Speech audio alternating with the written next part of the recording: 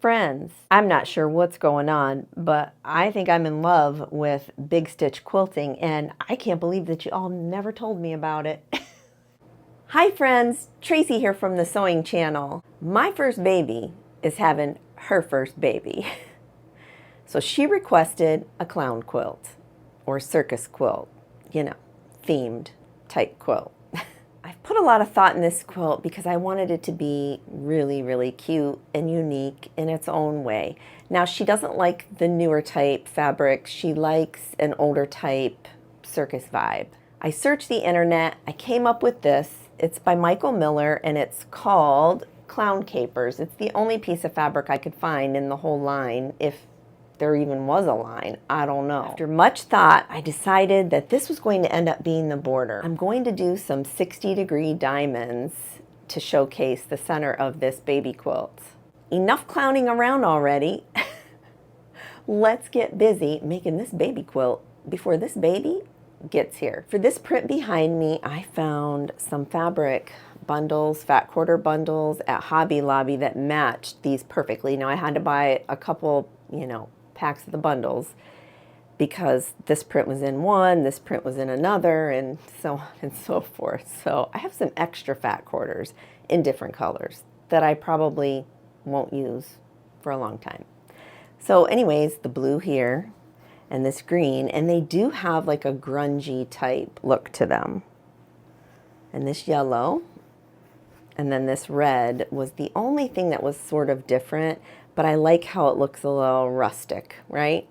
I got this at Hobby Lobby last year, and it was a fall fabric, but I got it dirt cheap. I just bought the rest of the bolt, right? Because it has this really nice dot print on it, which picks up a lot of the colors that we're going to be using, and they just work so well together. Brother sister designs, and they do put good fabric out. The fat quarters that I bought too are called brother sister designs, and I've never had any problems with the quality of their fabric. It feels good in my hand. It feels almost like it's a silky type, cotton. So yeah, really good. The first thing I did though was spray starch all of my fabric because I'm going to be working with 60-degree diamonds, and that's kind of on the bias there, so it's going to stretch. So I want to make sure that before I cut any of my fabric that I starched it, and that's exactly what I did. And this is just your regular old Walmart faultless brand right here. I usually do get generic when I go to the dollar store, but they've been out lately, so maybe the word's out that it's really good. I don't know. In this next segment, I'm going to show you how I cut my diamonds and how I actually made a template to make things a lot easier. After trying a few different sizes, I decided on 4 inches wide for my diamonds. I lined up a 4-inch strip of fabric along the 60-degree line on my mat, and I sliced it. And then I counted 4 inches over from where that slanted line is that I used when I made the first cut on my cutting mat. And so I moved it over 4 inches and then sliced it. You can totally make your 60-degree diamonds with this method, just making the strip width and then cutting the individual diamonds with that angle, 4 inches over, or however big that you make, or however wide that you make your strip piece. But I decided that I wanted to make a template instead, just because I like templates. I don't know. To make the template, I just used some comic board and I cut it the same way that I did when I did the strip. Easy peasy. Since I was working with fat quarters, I went ahead and just trimmed up my fat quarters all nice and square, and you can see there they were not the same size, and they rarely are, so you really do need to square up fat quarters if using fat quarters. Here I've stacked about 4 strips that are 4 inches in width together in a stack. And if you don't feel comfortable doing that, don't do it yet. If you think that, it may shift on you and whatnot. But I felt comfortable enough that 4 stacked was just fine.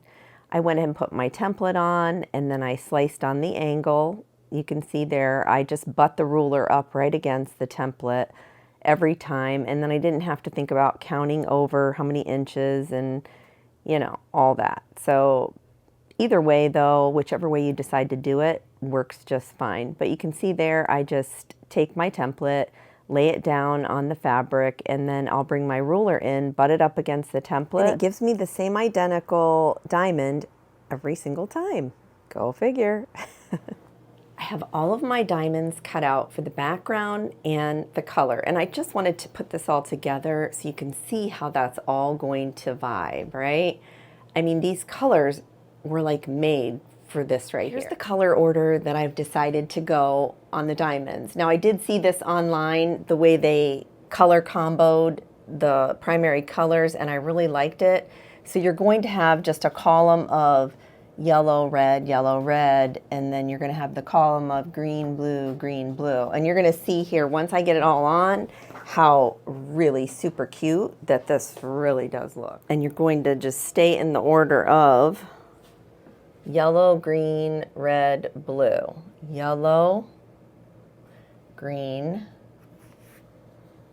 red, and blue. I can't tell you how many times I've gotten this wrong and mixed it up. So then you're going to start with your red here, and it's always going to be with the yellow. So you will just keep going with this here and here. So now with this one, the green blue, you're just going to go green, blue. I was so happy to see this color placement online. That way I didn't even have to think about it. So this is how, you know, circusy you can get it to look, I guess. I don't know. It looks circusy to me, right? Hopefully it does to you too. Here you can get kind of the idea of how my placement's going to go. I'm going to have, let's see, there's going to be 8 diamonds across, and there's going to be 3, 6 going down. Because you can see that the diamonds are longer this way, of course, so it's going to be more squatty across, even though we have, you know, less amount of diamonds on the sides, or, you know, going down. Just to give you an idea, here are the little dots. They're so cute. I mean, that blue in there couldn't be any more perfect. So it's going to go just like that in between, right? Super cute. Let me get this board all set up and show you how I'm going to sew them together, because you do have to sew 60-degree angles a little differently when you're piecing them. So we'll get into all that next. So I ended up going one more yellow row here. I just felt like it needed one more row. And then I'm keeping with the 6 down. So this right here is 1 row. This right here is 1 row.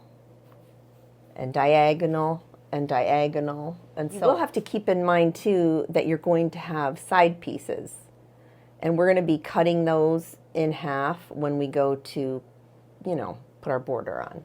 So, and these ones up here, you got to make sure that you have one on top and one on the bottom here. I don't have them in there right now, but I just wanted to give you the overall, you know, look of what it's going to look like, or what you're going to run into.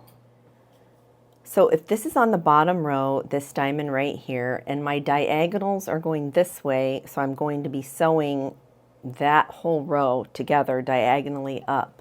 What I'm going to do is take this piece here and flip it. Really though, what I want to do is lay it out like this so that I know that this is the orientation that it's supposed to go, and then I flip it. So that way I don't get mixed up, because I get mixed up a lot. Once you get it flipped over, what I want you to do is measure about 1/4 inch of that point sticking out, and then you should also have about 1/4 inch of that other sticking out. That is going to account for our seam allowance. And then when you drop your needle, you're going to drop it right in that V-shaped bottom, the point at the bottom. Now you can pin, that will really help keep things on target for you. But remember, we did starch, so we should have really no problems getting these 2 pieces together. So that's what it looks like, just like that. 1/4 inch hanging off here, 1/4 inch hanging off there. If you've never done this sort of piecing before, you can even take your little ruler and line it up to see if you have indeed 1/4 inch. and I do, and you come over here and look at the 1/4 inch hanging off there. And it's right there. So then you're going to bring it over to your sewing machine and you're going to sew a 1/4 inch seam allowance. And pretty much where that, you know, bottom V shape is, that's where you're going to go. And I do not back stitch on these. I don't find it necessary, but you can. I mean, I'm a back stitcher, but most of the time I do back stitch, but on this one, no. Because I'm going to be sewing them together right away, there's no need. And then I'm going to come out right at the bottom of that V, just like that. And then what I did was press to the dark side, which usually it doesn't really matter to me, but I did. Now you can wait to press this until you get the entire diagonal row sewn. It's up to you. I typically tend to press each piece that I go just because I enjoy the process of it. But you know, you can do however you feel necessary. So I'm going to get all these on and connected. We'll do one more here so you can see kind of what that looks like. So if you have a design wall, this should be the next piece right here, which is a background piece. So you're simply going to line it up in the orientation that it goes and then flip it. And then you're going to let that 1/4 inch hang off, and then your 1/4 inch on your other side hang off. And if you cut properly, you know, you should be pretty close to 1/4 on each end. You can drop your needle right there in that V shape.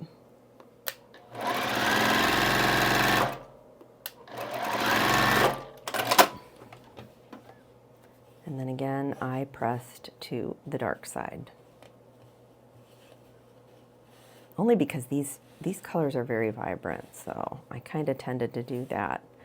If you press to the dark side on all of these pieces, you will end up being able to nest that very next row that you're going to be attaching to it. So that's a little tip for you. On that top right piece, I wanted to pop back in here and let you know that you will need 3 pieces attached to that. And I believe you will need 3 pieces, yep, attached to the bottom right corner. And that'll all make sense, I guess, you know, when we get to that point. But just be sure that, you know, you add in those 1/4 inches on the ends too here. And this one I did have to press both of those out in order for it to look right. So just keep that in mind if you decide to do this quilt.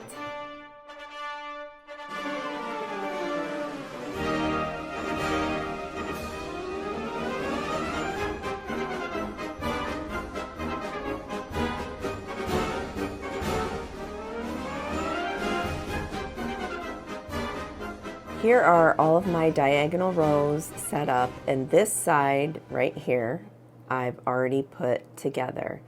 But I wanted to share with you, when I go to do this side, how we're going to line up like these 2 pieces right here. There's a special way to line up these diamonds so that they are spot on. Just like you can see here where the tips are just touching each other. And that's what you want in the finished look of diamonds. So let's get right into how to, you know, line these up. I wanted to let you know too that I ended up taking a whole row of colored diamonds off of the bottom because it was just too long for the size quilt that I wanted. I wanted it to look more square than one side longer than the other. So you can see here where I've had to unpick on the seams right there. So you're going to have that 3 background here on the lower right corner. And then you're also going to have this top left diamond have 1, 2, 3 connected to it. Because remember, I'm sewing it in diagonal rows this way. So here are 2 of the middle long rows in our circus clown quilt. So you're kind of looking at them sideways. So if I were to turn them like that, that is the orientation right here. that they're going to finally be in. So just so that you have an idea of which way things go. First thing, if you're making a diamond quilt like this, you need to make sure that you're matching up, you know, a background with a color. So that will help as well. You're just going to flip that on top of each other, just like normal.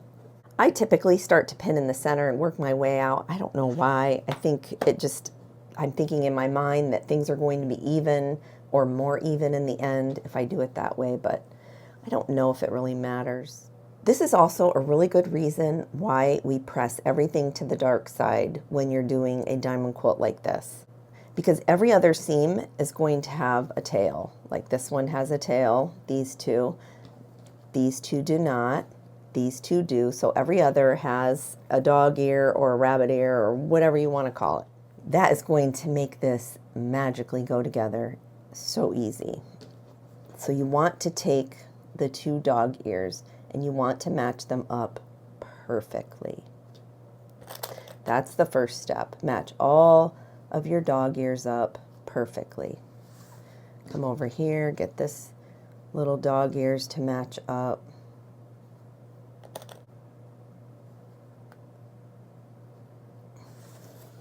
Come down here. When you get to the end, you should have about a 1/4 inch or so left off right there.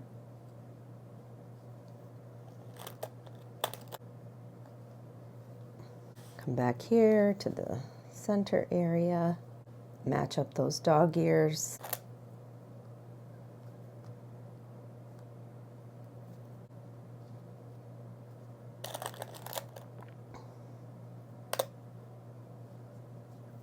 And when you get to the end here, you should have about a 1/4 inch or so left of this background, you know, sticking out beyond that little dog ear. Now we're going to attend to the seams that do not have dog ears or rabbit ears.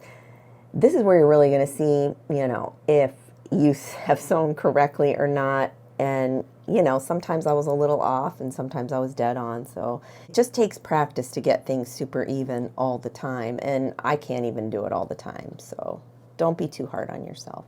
But when you lift this up about a 1/4 inch or so, you're going to see that they somewhat meet. And that's where those points kiss within the diamond quilt. And that right there is, you know, spot on when I pull that back. But I'm going to check every single seam, because this is the other thing I want you to note. If I were to, let's see if there's any ease that needs to come into play here, because sometimes you might have a gap in between here. And so you're going to have to figure that out, you know, to make things nice and even. You might have to ease some fabric in or whatnot. But I just want you to notice how far away these colors are. They should be about a 1/4 inch away from each other. So it's so hard to see here. So if I were to pull this little piece back right here and go tip of the green to the tip of the green to the other tip of the red, I'm just about at a 1/4 inch, maybe a couple threads over a 1/4 inch gap there between the two colors. And that's what you want. So if you need to measure those, measure them, you know. And then I know that this one's going to match up, so I'm going to go ahead and pop a pin. That one is a little over, but I can see here that I went over and there's a little bit of background hanging off there. So yeah. But if I were to measure that, just under a 1/4 inch. So we'll see how that one pans out. You might not be able, you know, to notice because I don't have any slack in there to ease or anything. So we'll pop a pin there. This one has a little ease, I can tell already, because I can see where this is crooked a little bit. But let's just see. Yeah, look at that. That is way off. So I know that this is going to have to be pushed more this way. And when I ease that yellow fabric over, let's see if that did anything. Yeah, it did. It did. This one might be a little off. Let me ease that more and then pin. And you can see here, let's see first before I pin that. That is, oh, let's go this way. Yeah, that's like more than a couple threads over, but we're going to see how it works out. If I have to redo it, I will. But we'll see first. Okay, we come over here. Let's lift this up and see if I were to pull back a 1/4 inch. Oh, that one's pretty good. I think I'm going to be okay with that one. And what I'm looking for when I pull that back is that these two should be kissing. That seam and that seam should be kissing. They're not really, but once I get it all together, you won't be able to see that. You want to get that as close as possible. If it was way off, I would take it apart and redo it. Let's take a look at this one. If I were to pull back a 1/4 inch, yep, that one looks like it's going to be pretty good. All right, so now once everything is all nice and pinned, we're going to take it to the sewing machine at a 1/4 inch and sew that up. So let's see how that does. Okay, now I seriously have not even looked at all yet, but this is the seam that I just sewed, you know, all those seams together. So let's take a look. Now I can see here, remember we had said there was a gap within the yellow. I mean, look at that. I kind of messed that seam up there and I didn't notice that earlier, but that's where the mistakes are right there, friends, right there. If you don't sew a consistent 1/4 inch on both sides, you're going to get a little wonkiness and unevenness throughout your project. All right, well, let's see here. Before I turn it and even look at it myself, I'm going to share with you that I do iron and press the seams over to one of the sides, and I'll show you which side here. You see the side with the tail?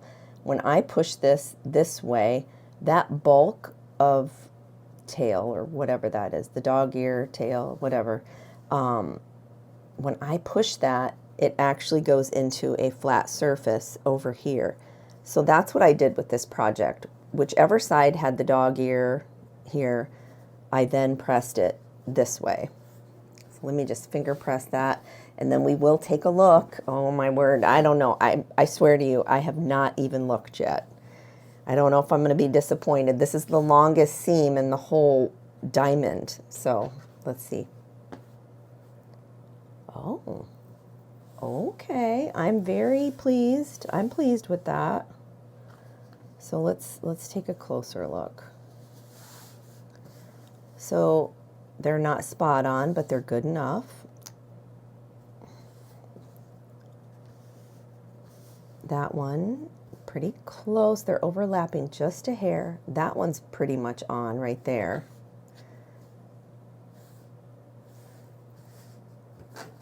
Let's get that seam over there. That one's on. That one's slightly off. That one, just a couple threads overlapping, no big deal. That one, if you spread it, it's pretty spot on, couple threads. This might be the worst one with a tiny bit of a gap there. And then that one looks spot on. So you can see you can get away with a little tiny bit of, you know, couple thread overlap or something like that, but you don't want any more than that. So now I'm just going to take this and just press this out. I'm going to finish all my rows and then we'll see what's next. I'm going to trim these diamonds, the center piece of this whole quilt, all the way around, cutting half of the diamonds of the background fabric off. So you can see here why that extra seam allowance on all of these top tips and side tips are important. Look at this one though, look how shy I am. I'm going to be cutting it super close. I don't know. These side ones are good. You know, I needed at least a 1/4 inch there. But this one, I don't know. Maybe I'll have to, I don't know about this one. I may have to unpick that. I don't know. We'll see. let's take this over to the cutting table and get all of those background tips cut off. The goal here is to come off a 1/4 inch and then slice all the way around. And this one right here, that is totally cutting it close. I don't know what to do. All right. You know what, friends? I'm going to unpick this real quick and re-sew that back on so that this piece comes down a little bit lower. Okay, so I went ahead and moved it down a little bit. I don't know, it really didn't make that big of a difference. And plus too, I think it may have to do with the way that you fold it back. I don't know. We'll have to see. We'll have to fudge that a little bit if we need to. So back to this. I'm going to square this off so that there is a 1/4 inch coming off of the tip there and a 1/4 inch coming off of this tip. So those tips are off. Now I'm going to come here.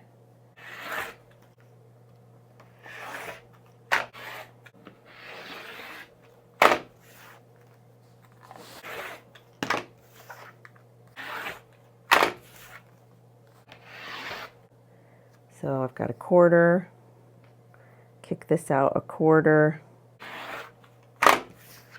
So I decided I was going to use a couple of those fat quarters that were in that extra bundle. Remember that I showed you at the beginning? There's this black color that's real grungy looking that was in one of the packs. And look, there is black in this. So I think that I'm going to do an inner border with this and then this. So that's the plan. I cut 2-inch strips of that black grungy. And I need to connect them together yet, but this is, you know, how it's going to look. Right next to this area. You can see I can get that pretty close to that point. Yeah, I think we're going to be all right. I think it'll work. I don't know, time will tell. So I've pinned the black inner border on one of the sides of these diamonds. So I'm literally going to take a pen and mark where that point is, because they're in an odd spot. I was thinking it was here. It's not. It's right here. So I need to make sure that I'm sewing just on that or just in front of that because of that tiny seam that's left right there. So I'm going to come along here and I'm going to do it to all of them. If you would have put another piece on there, I think you would have been all right. But, you know, I didn't. So the seam on this one is right here because it depended on how you folded it. So you can see how close that one's going to be. It's right here.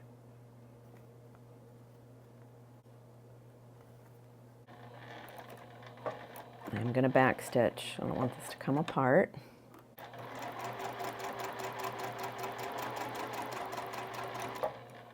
That's everything's lined up here. And so I'm going to aim for that red dot.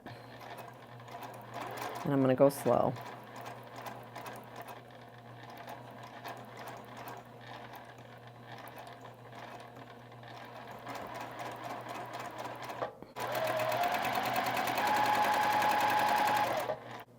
Okay, there's my red dot there. I don't know if you can see that. That's what I'm aiming for.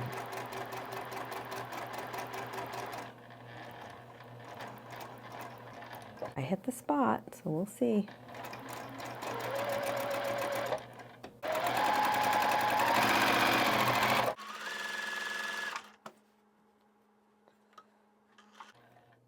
Take this pin out.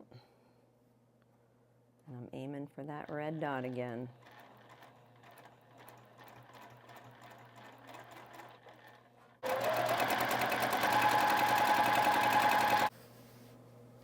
Okay. We cleared that one, we cleared that one, cleared that one, cleared, and cleared. I mean, just barely cleared. That was the last one that we sewn. Yeah, okay, I'm good with it. You can see that the stitches are totally in there. They're locked in. So, and once everything gets quilted, you're not going to, yeah, no, it's not going to come apart. And that one's really close. Make sure there's no raw edges. Yeah, no, that's close, but yeah, no, it's locked in. Locked in. Okay, looking good. Let me press that out and get the other black borders on. Here you go, friends. This is what it looks like with the border on. It's looking good. The only thing I'm a little, I don't know, upset about, I guess that maybe that's the wrong word, I don't know. But it's actually 40 this way by 38 this way. So it's like 2 inches wider than it is longer. I did want it to be more square, but I don't know. I think that maybe no one will really notice. I don't know. We'll see. Now on to those borders. Here I'm just checking to see how wide I would like the border and what I want to be seen in the border. And in this next shot, I'm going to share with you this picture here to the right. I want you to notice how repetitive, if I went from salvage to salvage, and then if I went down, with the salvage, with the grain, what that looks like there in that bottom right picture. And I chose to go with the non-repetitive looking one. The other one that went salvage to salvage was just too repetitive. I mean, honestly, I just didn't like the way that it looked. The best way I found to get that repetitive strip, spot on as I could, was to crease it with my hot iron first in all the spots that I wanted it cut. Then I just sliced along the crease. Easy as that. So of course I'm not going to just, put these together any old way. I want to make sure that I match up, and that's what I've done right here. This is a seam right here that I've matched up because I don't have long enough strips to go for the border, to make it all the way around. So I have to, put these two together. This is one of the strips that I cut, and this is another strip. I folded them back to where they met up with the same repeat within the strip. So it was going to be this ball and the top of this hat. And that's where I thought was a good breaking point. And plus, I do have a little excess here because it's hard to line up, because the more you fold in per se like this, if I was to match those two up, the more, that I would have to take out there and cut out. This was the most minimalistic way to save on fabric because I'm really low on fabric. So yeah, I only had 1 yard of this. I got scared, so I ordered 2 more yards, and I don't think I'm going to need it. I may be able to make my granddaughter a bunch of other stuff like pillowcases and pillows and matching, stuff to go with this clown theme. So yeah, this is what we're doing. So once I lined it up and put, right sides together where it matched up at, you can see right there, there is the seam. I first drew a line where I had creased it back. So it was like right there. And so then I would crease it. I drew the line with, a disappearing ink with heat.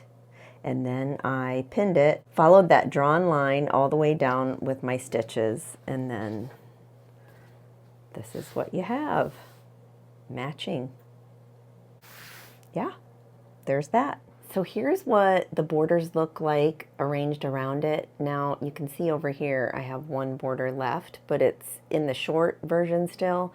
So I'm going to attach 3 borders first and wait to put the last one on. Remember I showed you earlier that needs to match up along the seam area in here so it doesn't look, noticeable. Although the corners are going to look noticeable, and I tried mitering to see if I could do something, there to hide or make it look seamless, but I can't. So it is what it is, friends. But I am going to wait to put that last piece on so I can add or cut some of this off right here and match it up like I did the other pieces.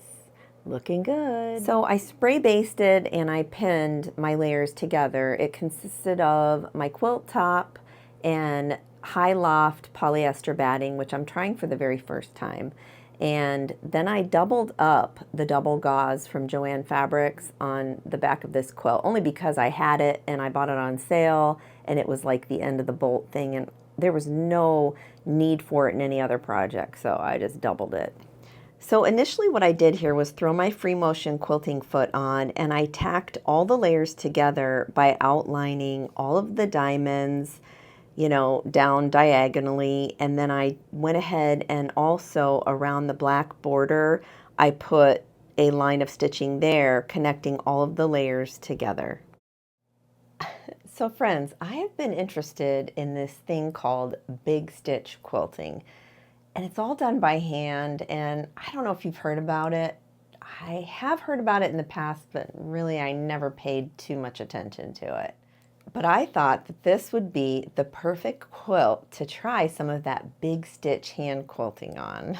So I'm going to share with you how I did it, what I used. I mean, this was the very first time I've ever done such a thing. And I only did it because I saw some tutorials where they machine quilted the entire quilt, which I did do, tacking down diagonally, you know, everything, all the main spots. So now I can go in and just do some what they call big stitch quilting. Well, anyway, some of those tutorials I saw, the quilters actually tacked everything down and then went in and did the big stitch quilting afterwards. So, you know, that's what I'm going to try. It's so not hard at all. The first thing that I wanted to do was do the inside of all of the diamonds with the color of the diamond. I don't have Joann fabrics in my town anymore.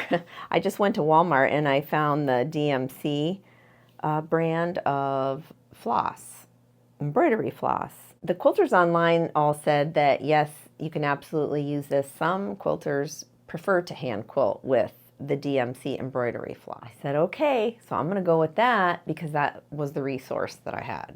So I went and picked out all the colors that looked close to the colors that I already had within the quilt. So as far as the floss goes, you separate it so that you get 3 and 3 as far as, you know, the strands and whatnot, because there are 6 strands within each pack of the DMC floss like this. You're just going to take 3 and 3 and you're going to separate those. So 3 is what you'll be using to big stitch this quilt. For the needle, you want the eye of the needle to be big enough to get that floss through it. And I had a couple of these. I lost the other one I was using. I don't know where it is. I hope it's not inside of this quilt or anything. But yeah, so, and it's just about, I don't know, it is about 2 inches long. And I have a little ruler and then a marking utensil here. So I'm going to show you on the yellow right here. All I did was take my ruler and lay it on one of the sides of the diamond toward the inside, and then I marked it right there. And then I brought this on this side, and then this side, and then this last side. So I watched a ton of tutorials on this to make sure that I knew what I was talking about. Plus I did all of these first, all the other ones that you see here done. All I have left to do is the yellow diamonds and then some little extra, you know, flair I'm going to put in here. All the tips that I'm going to give you that I did was from hours of watching tutorials on big stitch quilting. So I'm only giving you the good stuff. Take your floss even before you separate it, and you're just going to lay it out where you would like it. And you want a little bit of hangover on both sides. And once you have that, then you can slice it. And then the next thing I did was just, since I have a lot of these yellow diamonds to do, I just laid out my floss and then snipped it using that first one as a guide. If you have a lot of needles, which I don't, you can pre-thread these too, and that makes it a lot easier. I did have, like I said, the one, I had 2 I was working with earlier, and I don't know what happened to the other one. God only knows, right? It's on my floor. I mean, who knows? Go through here and separate. 3 and 3. And an easy way to separate these is to start off opening it up like that, and then if you hold it kind of down here and untwist this bottom part, then it just kind of, you know, separates and you don't get any knots or anything like that. Where's my needle? What did I do with it? Oh my word, did I lose it already? Oh no, it's right here. Oh, see how easy that is to lose.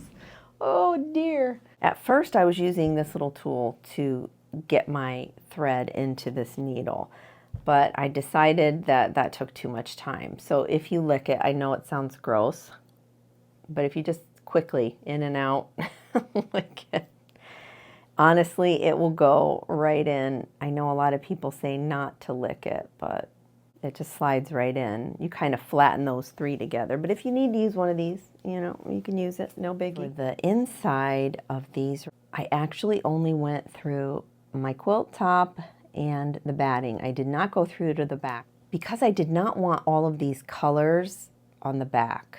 In order to start this, I tried with knots several times, and the knots kept popping through. I mean, no matter what you made the knot 1, 2, or 3 times bigger, it seemed to always yank through for me, and I don't know why. I listened to this one lady who was like a veteran at this, okay? She used the floss and everything, and she said that she leaves her tail loose within this madness inside. So I started doing that, and I'm just gonna pray for the best, because after I wash this, I'm gonna really check it good. I'm going to start at the point right there, but in order to get to that, I'm gonna come way over here.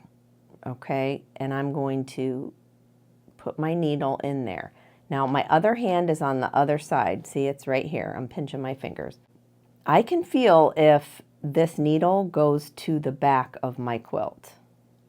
So here, if I lift it up there, see, it can go there. It's within my batting, and that's what you want. You want it to weave in through your batting and your quilt top. Now I'm about a good probably 2 inches away or more. They say only 1 inch, but I don't trust it, so I'm going to go 2 inches.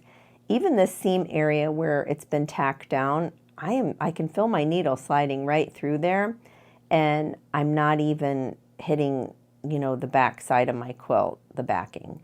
And I just keep going until I can poke it upward, and I'm right in where that X is, right there in that intersection.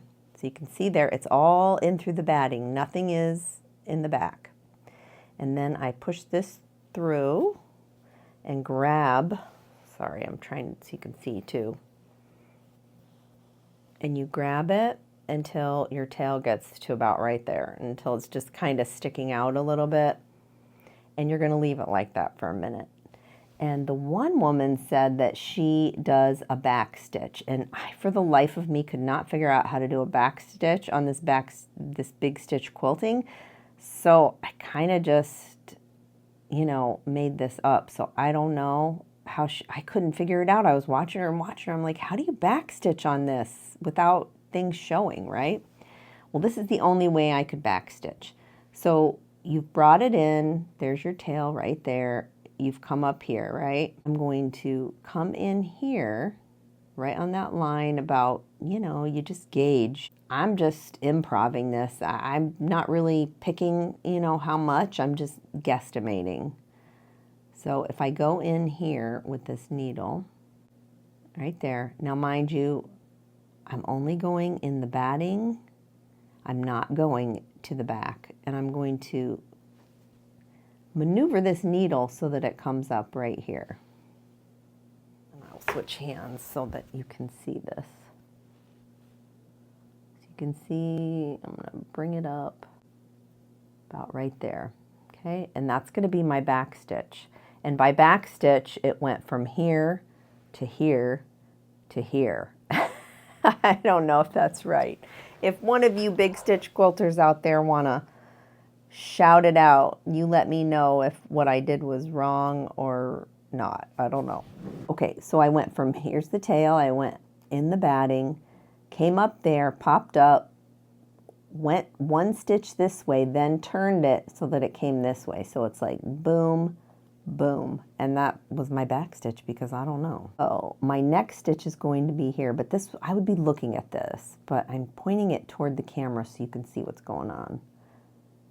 And you leave this. You don't knot that too, by the way. So you're going to go in. I'm just going to take one stitch right now just so you can get the feel of it. And I'm just gauging it. I'm not really, doing too much here. I go in the batting only, and I kind of move it around a little bit so it maybe weaves through the batting a little bit. That's one little tip for you that I've been trying anyways. And that's too big for me, I think, so I back it up. That's fine, I guess. I don't know. And you can just push that through like so. And I'm not really tugging too hard, because if I tugged real hard, that would come through, I think.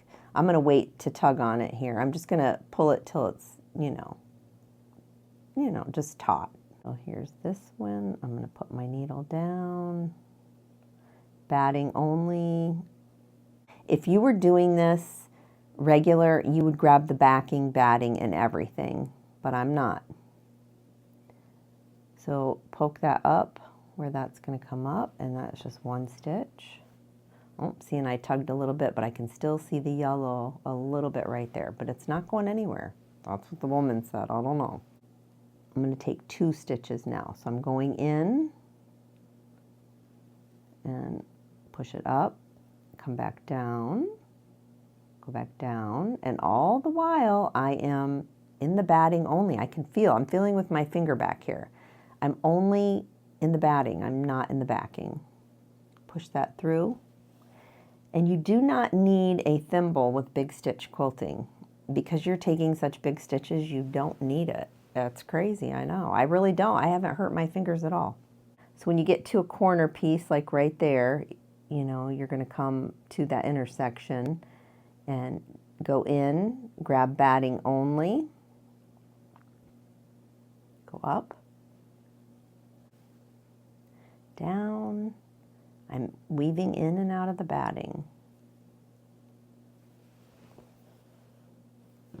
I'm going to go in here, and I'm just going to follow the line. Go up, down. I'm just in the batting. I'm not grabbing the back. Remember that. And I'll show you that here in a minute.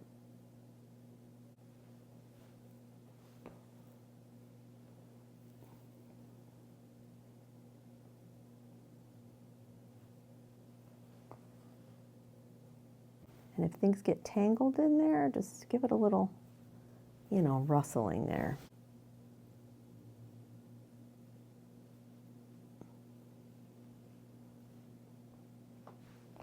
This is very quick. I could not believe how quick this actually was. I mean, for real. You can get 1 diamond done in a minute. That's crazy.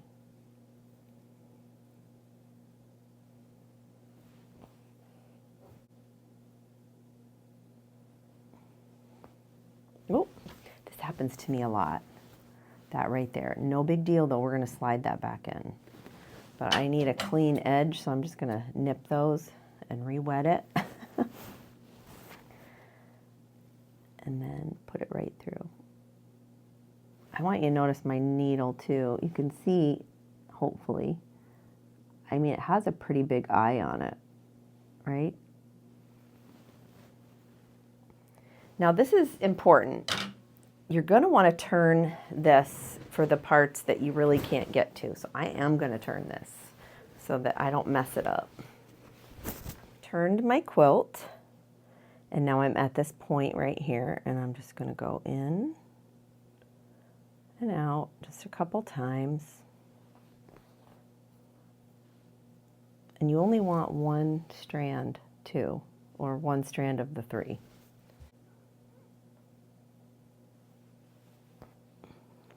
You're getting close to the end here, and you want to make sure like how much is left. If you put 1 in there, is that too much of a gap? Is it not? I don't know. But this is how you're going to end. I have this space here, and then this where my thread is coming out, right? So I'm just going to kind of put it right there in the middle. I'm going to go down into my batting, and I'm going to work my way over somewhere else. It doesn't matter where, just away from that. And I'm checking with my needle right here. I'm pushing it back and forth to see if I can get through any of those stitches, which I can. And I'm going to weave this a little bit within that batting so it catches in there. And I know I put mine like 2 inches apart. I don't know. They say not to. They say only to do one, but I'm afraid. So once you get it, you're just going to pull it all the way through. So that's how far that is.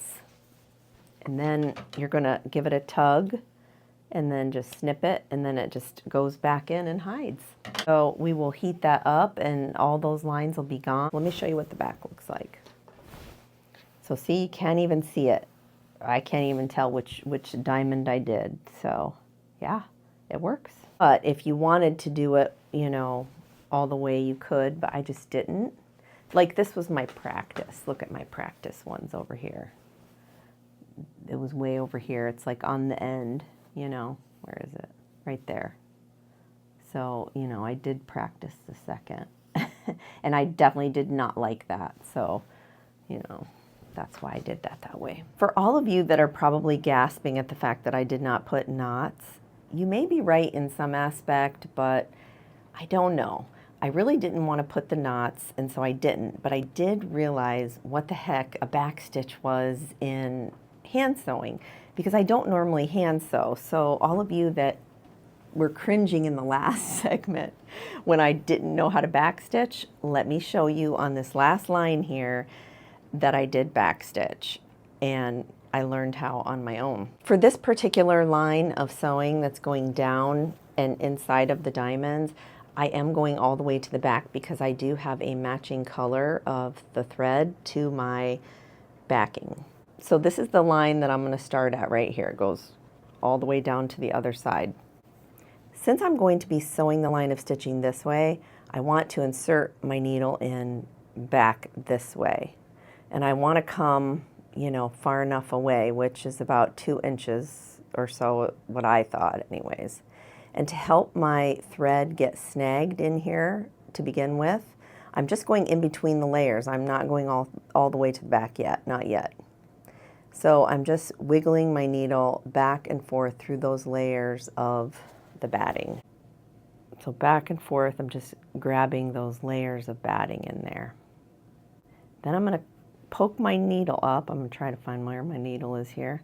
Where I put that line with the marking tool, I'm going to try and find that line, poke my needle up about 1/4 inch or so from the edge of that black.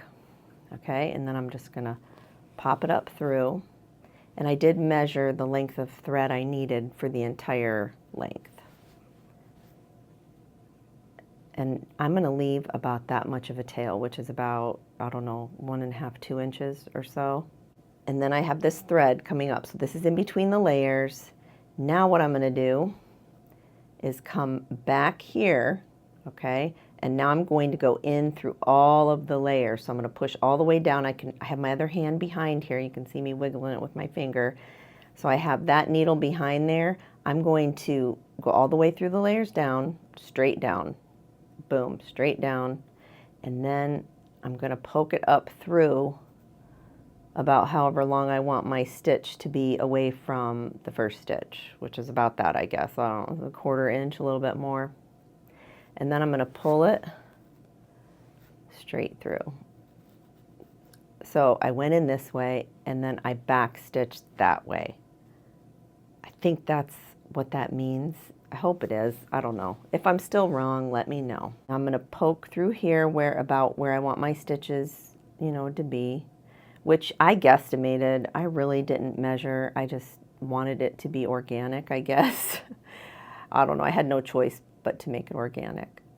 So straight down, poke up, and I can feel my finger behind there that it did go through. Now that's just one stitch right there, and I'm still going to leave that tail there. We're going to bury that here at the end. I'll show you. Now I'm going to grab a couple stitches because I've been doing this for quite a minute here. Go straight in, go up, and you're going to rock it back down through all of the layers and back up again. You may or may not need a thimble. I haven't needed a thimble in any of this because the stitches are so big that it just works. I don't know. I don't need one. I haven't needed one yet anyways. So here we're going to go down. And for those of you wondering, I just marked the midsection. I found the middle between this row of diagonal and marked it.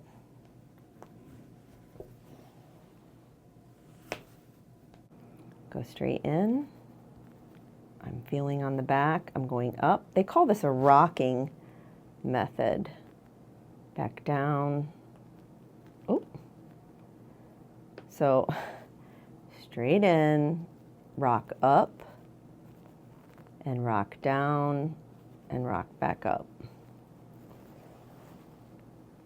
And you can see here, someone had mentioned in one of their videos that it's like holding a oven mitt, and I like that idea because that's kind of what you're doing under here. You're not doing much else.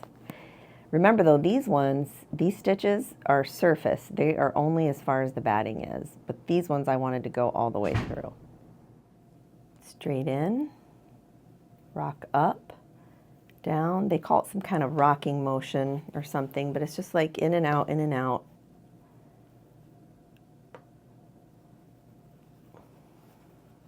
Friends, this is some of the most fun I've had in a long time sewing. I mean, I always have fun when I sew. When I try something new, I always get a little discouraged because I always think, I can't do it, I can't do it. But you know what? I'm totally doing it here. And I love the outcome. And it's so quick. I mean, before you know it, you're totally done with the row. But I will tell you that I did have to redo a bunch of these, and it did not take long at all because I did not backstitch on the diamonds and whatnot. I really did not want this to come undone, I mean, honestly. But I'm thinking too, I'm gonna wash it first prior to gifting it to my daughter. And then, you know, I'll be able to see if there's any problems and whatnot, and I can address those. You know, I can do whatever. Making the knot within this thread to bury it, I honestly do not think that that worked at all. Like, I was pulling through the knots back through again so that they were visible. I mean, that's, you know, how much it did not work for me. Now, this is 3-ply of the DMC floss, so maybe it's not thick enough. I don't know. And this is pretty good weaved fabric too. Or it's not like it's, you know, a loose weave of fabric, so.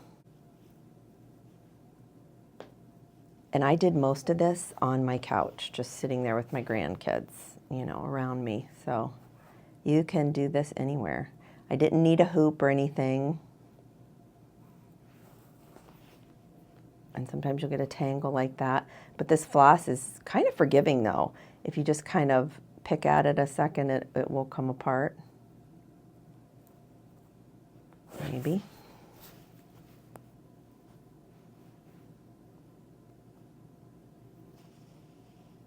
Yeah, see? Rock up, down, back up.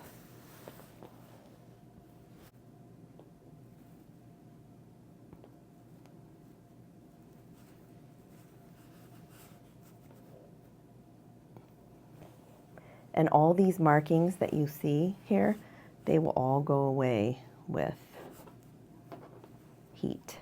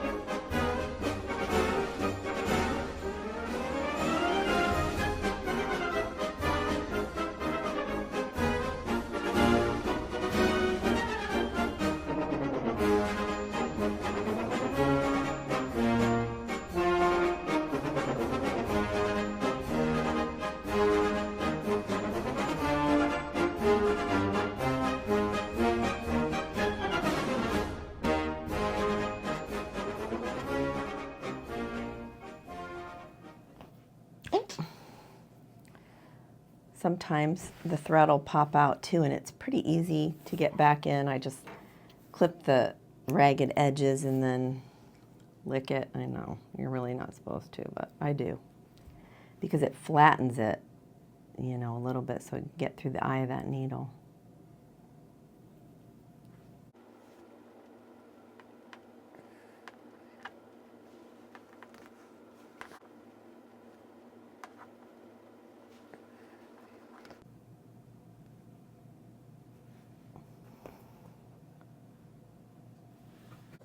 So when you get to the end here, you can see here I'm stitching this way. You can see those stitches. That one's a little tiny, but oh well. So I'm going to come in from this way. I'm not going to keep going this way. I'm going to turn my needle this way. I'm going to come in at that last stitch point right here, and I'm only going to come between the layers again. So just, you know, where the batting is. I'm not going to go to the backing. And what I'm going to do is take my needle, and I'm going to push and weave in and out of that batting because I want that thread to get nice and tangled in there. I'm going to go as far as I can and pop that needle through and then pull it out like that. Give it a tug and then kind of flatten this out, because once you tug it, so to speak, and give it a nice little, you know, tug there, it just straightens everything out and makes the stitches, you know, in there. I don't know how else to explain it. But when I have this tail here at the end, you can see right there, I don't want to cut it right there where the hole is. No, I want to come out about an inch or so like that and cut it so it leaves a tail like that. And I'm going to find where that thread is coming up, and I'm going to go in from the side here